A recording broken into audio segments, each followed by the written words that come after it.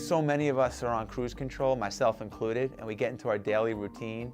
And routines are unbelievable, but routines can also be a rut. What's the point of living?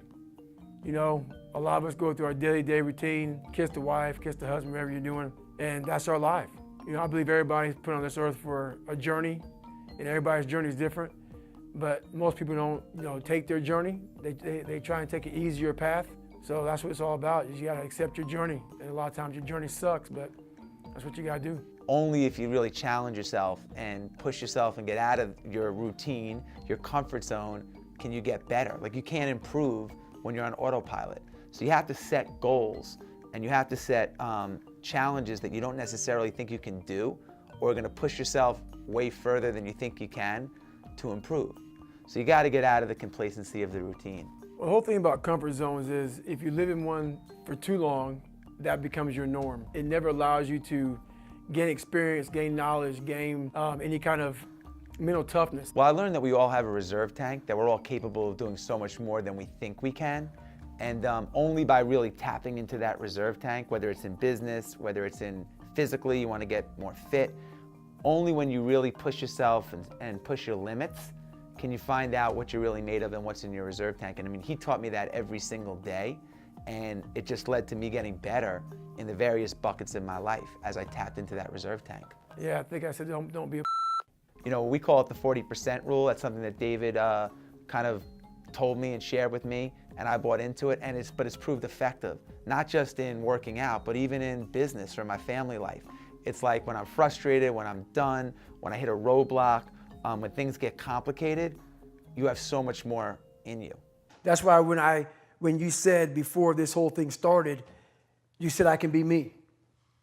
The second you said I can cuss and be me, and cussing, people say, man, you cuss all the fucking time, why? Well, I hate to say it, the best way for me to get how I feel across, I can't sit here and say, you know what, yeah, I went through Hell Week and man, it was really hard. No, that motherfucker takes your damn soul, rips it inside out, and then they say, now we're going to fucking start. It allows me to express where I was at a point of my life. If I don't give you all of me, why the hell am I here? Why? How will you learn from me? People take so much offense to me. You will never learn from people if we always tap dance around the truth. Oh God, I love that. We tap dance around the truth by finding the right words so I don't hurt you because you have thin skin. No, tighten up, people. It's okay. Trust me, it's okay. You might be called nigger one day. It's okay. You might be called some Jewish word or some faggot or gay word. It's okay. Let them call you that. What are you going to do now? They don't own your life. How are you going to control that now? How are you going to flip it upside down and say, Roger that, now I'm going to harness this shit and you'll read about me years from now? How? That's the question. How are you going to do that? Thicken your skin. Become more of a human being.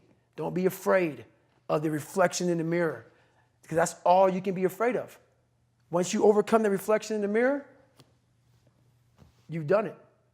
I would like to know, when you're in that moment failing and you have to keep going, what do you say to yourself? What if? A lot of times I'll be in a 200-mile run or something like that, and I'm all jacked up. Body's broken, mind's broken, spirit's broken. I start to say, what if I can pull this off? When I first walked into the Navy SEAL recruiter's office, he looked at me and said, there's only been 35 African Americans in 70 years make it through. You know what I said to myself? What if I can be the 36th? It's the what if I can pull off a fucking miracle. What if I can become someone that no one thinks I can be? And just me talking about that, I have the hair going up on my arms, because it makes me just like, what if I can be that guy that people who call nigger and this and that, and now I'm speaking at Tom Ferry's fucking event. What if? That's it. Your first ultra marathon, which you got into like really fast, and one why you did it, because I think that's incredible. The first ultra marathon wasn't smart at all. Just So basically what happened was I was at military free fall school with Morgan Luttrell. Marcus Luttrell, if you guys don't know, was the lone survivor, the guy. He was in a bad op went bad. He was the only Navy SEAL that lived. Long story short, you got to get the book, read Lone Survivor, great story. Morgan is Marcus Luttrell's twin brother, and I was there with Marcus. So what happened was myself and Morgan were in free fall school. At the same exact time, Marcus was in the worst incident in SEAL history. So I knew that Marcus might be dead. He wasn't dead, everybody else was dead. So I actually brought Morgan, I actually told Morgan, hey man, your brother was in a bad incident. I don't know if he's alive, I don't know what's going on. Long story short, Marcus is alive, and I go on to want to raise money for families. All these guys died, they all had kids. I want to raise money for the Special Operations Warrior Foundation. It's a foundation where 100% tuition goes to these kids to go to college, full tuition, whatever. So I found this great foundation. I'm going to raise money for it. So I said, you know what? I have to Google something that's evil, something very hard. I knew nothing about ultra marathons. I hadn't even run a marathon.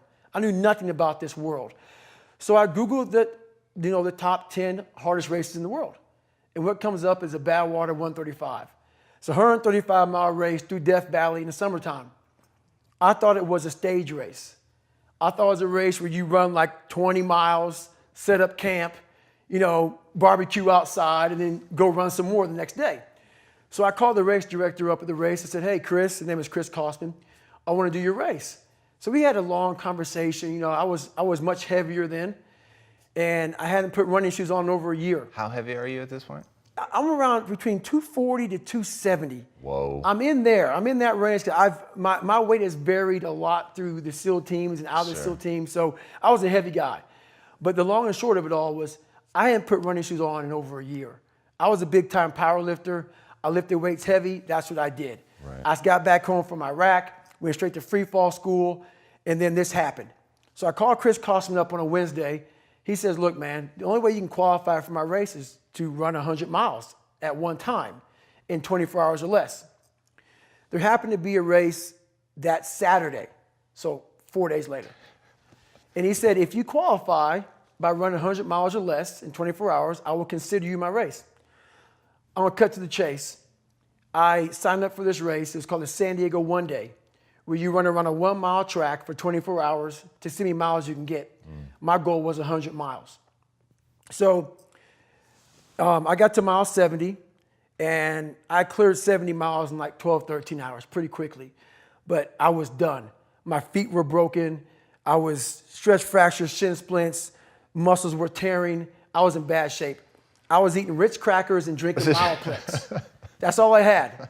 No water, didn't know what the hell I was doing out there. Had on some tube socks. It was just ridiculous. It was a clown show. So I sat down at mile 70, and at this time I was married. And I look at my wife, and I was like, I'm messed up bad. So I literally start to turn white. And when a black guy turns white, you're pretty fucked up. So here I am, I'm all fucked up in this chair. I'm at mile 70, they got 30 fucking miles to go. I'm jacked up. I gotta go to the bathroom, and the bathroom's like 20 feet from me. It's a porta potty. I can't get out of the fucking chair. So I'm peeing blood down my leg. Whoa. Pooping up my fucking back, and I got 30 miles to go. And I can't stand up because my blood pressure's all messed up. I've been in 3 hell weeks, Ranger School, overcome so many obstacles in my life. This last 30 miles of this race is when I realized a human being is not so human anymore. We have the ability to go in such a space if you're willing to suffer, and I mean suffer. Your brain and your body, once connected together, can do anything. And this 30 miles was the life-changing moment. I was out of it. I was in the worst pain in my entire life. I was, to me, on the brink of death. And I was able to chunk this 30 damn miles into small pieces. I was so driven, and I'm not gonna say motivated because motivation's crap. Motivation comes and goes. When you're driven, whatever's in front of you will get destroyed. So I sat in this chair and I was so driven to succeed in this race. And at this time, everybody goes, were you thinking about the guys that died? And I'm not gonna lie to you, I wasn't. This became a personal thing. This became me against this race, me against the kids that called me nigger, me against me. It just became something that I took so violently personal. And I broke this thing down into small pieces. I said, okay, I gotta get nutrition. I gotta be able to stand up before I can get off this curb and get off this chair and be able to go 30 miles. So I went through all these small steps and I was able to stand up. And then from standing up, I was literally walking around with my wife at the time, and she goes, you're not gonna make the time. She goes, you're walking like 30-some minute miles. I got to mile 81, and the second she said that I'm not gonna make the time, I ran the last 19 miles nonstop. And I can show you right now when we get done with this. Matter of fact, I'm gonna show you right now. This was years ago, and I had to put compression tape on my ankle.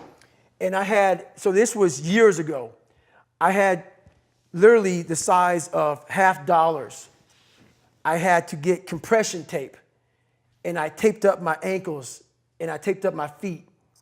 And that's how I got through that race. Was it like a hematoma? I mean, what what happened was, like my shins hurt so bad from having stretch fractures that the only way I could continue on was I taped it so I wasn't doing the flexor motion that activates your shins. So I taped my ankles and my shins up, and I got that from, because in my third hell week, they weren't gonna let me go back through, train anymore. Right. So I literally went through all of BUDS, my last SEAL training, with stretch fractures and shin splints. And how I did it was I would tape my ankles all the way up to my calf every morning. So for the first hour, the pain was excruciating. But what happened is my feet would go numb. And I did that every single day for 6 months.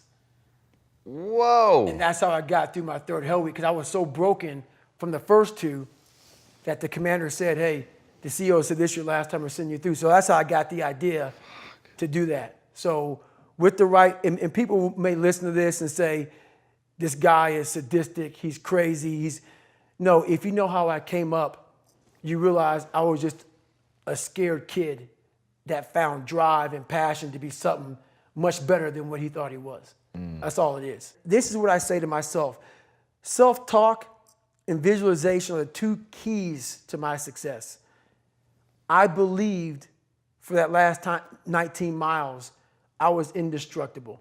Because I took myself in that chair, crapping up my back, peeing blood down my leg, shin splints, stretch fractures. I use all that for motivation versus negativity. I use it for motivation. I said to myself, who on this fucking earth would still be going right now? You are. You are. You gotta be the hardest motherfucker on the planet. Is it true? I don't give a fuck. At that time, it got me to the finish line of that fucking race. I believed it. I believe it today. I believed it enough to where my body said, he's not gonna stop.